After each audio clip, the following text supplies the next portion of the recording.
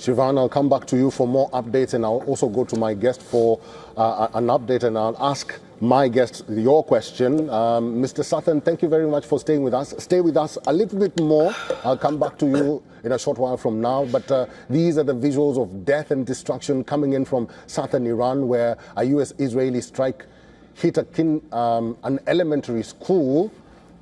Iran says the U.S.-Israeli airstrikes in southern Iran killed 40 students at a girls' elementary school. The strike happened in Minab in the province of Hormozgan. Iran's paramilitary Revolutionary Guard Corps has a base in the city. Neither the U.S. nor Israel has offered any details on the campaign so far. The damage and deaths are yet to be ascertained. But we have it now. We'll be showing you, yes, indeed, those are the images and footage coming in from southern Iran. This is in Minab. Let's just listen in for a moment.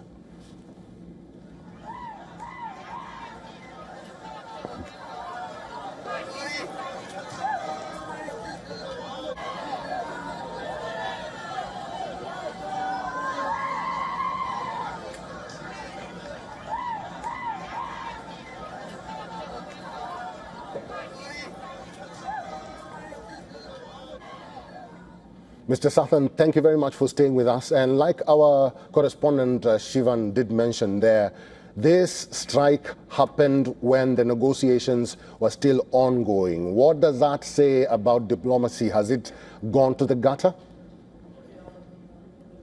No, I think it says that Netanyahu and Trump see this as some kind of justified diplomacy through the use of aerial attack on Iran.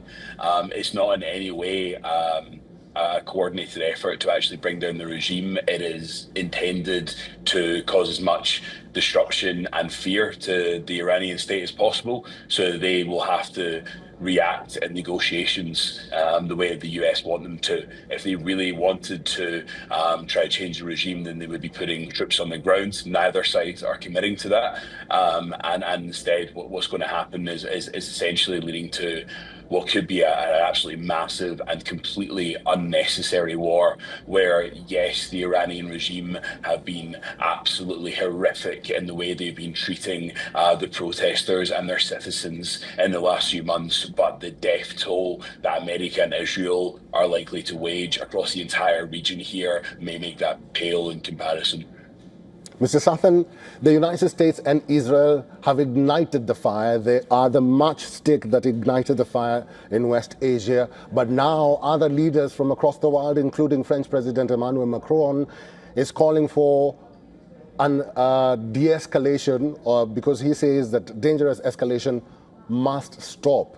Do you really think Iran is going to give these leaders an ear right now? Because I am sure they're furious. Iran has responded with a lot more intensity than we've seen in the past year on similar kind of attacks. But I think that Iran wants a way out of this and will take full advantage of the fact that other world leaders who do try to respect international law, either Netanyahu and Trump, who certainly don't, could be a potential avenue in for the Iranian regime finding some leverage for the US and Israelis to back off here. Iran are worried about what the US and Israeli air and drone attacks could do to their state, but they are also deeply worried about their internal security and holding together a nation that is increasingly hateful and fearful of the regime. So Iran will really look for any way it can to try to de-escalate its tensions for its own survival. Mr. Sathan, we'll have to leave it there. Thank you very much for your time and for talking to WION World is One. If you're just joining us, we are updating you on what is really happening in West Asia. The situation has changed, it has unfolded, it has become precarious because the United States and Israel began a campaign they're calling Epic Fury. Their aim was to dismantle the regime, the Ayatollah regime. They started with the military and the Navy.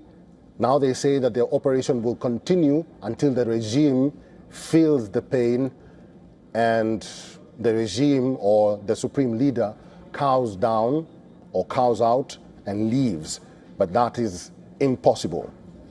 The Iranian government has responded saying that most of the senior officials who were targeted, including the president, Masoud Pezeshkian, and the supreme leader, and also the armed forces, are safe and healthy.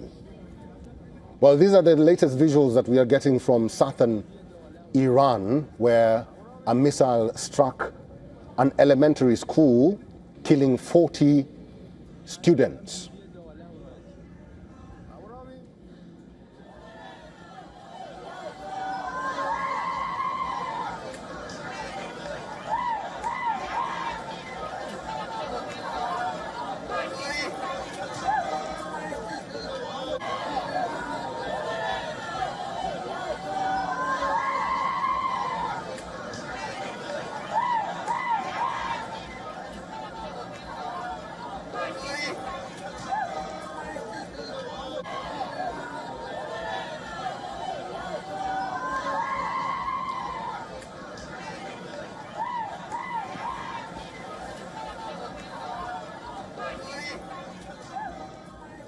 Well, Israel has banned public gatherings, shut schools and workplaces, and moved hospital patients to underground facilities. Once again, this is the latest from Israel. And Israel has banned public gatherings, shut schools and workplaces, and moved hospital patients to underground facilities. The defense minister of Israel, Israel Katz, has declared a state of emergency across the country, and he has warned the public of Iranian missile and drone attacks. Once again, the defense minister of Israel has put out a statement right now. He has declared a state of emergency across Israel. He has warned the public of Iranian strikes and missiles, and all public gatherings shut, schools and workplaces have been shut, and hospital patients have been moved to underground facilities. The police have been urged or have urged against non-essential travel so as to allow security and emergency vehicles to move freely. Once again, the police have urged against non-essential travel so as to allow security and emergency vehicles to move freely. The defense minister of Israel, Israel Katz, has declared a state of emergency across Israel. He has warned the public of Iranian missile and drone attacks. Israel has banned public gatherings, shut schools and workplaces, and moved hospital patients to underground facilities. This is the latest from Israel. And the latest country to react is Spain. The Spanish Prime Minister has rejected unilateral military action by the United States and Israel. Spain's Prime Minister Sanchez says the unilateral military action by United States and Israel contributed to a more uncertain and hostile international order. The statement was posted on X. Sanchez also rejected the actions of the Iranian government and the Revolutionary Guard.